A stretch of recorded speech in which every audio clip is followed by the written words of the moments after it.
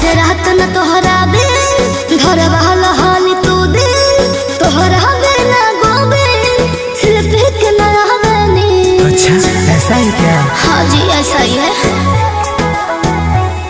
बाखत में बुझा करवा नायब होई टाइम पास सच में? लगने टिका जइबू बा मनो के पूरा विश्वास। खन के खातिर सजिया पाकल पतबाटे मोर कंगना। मेहंदी लगा के रखना डोली सजा के रखना। मेहंदी लगा के रखना डोली सजा के रखना। आएंगे तुझे लेने लेके बारात अंगना।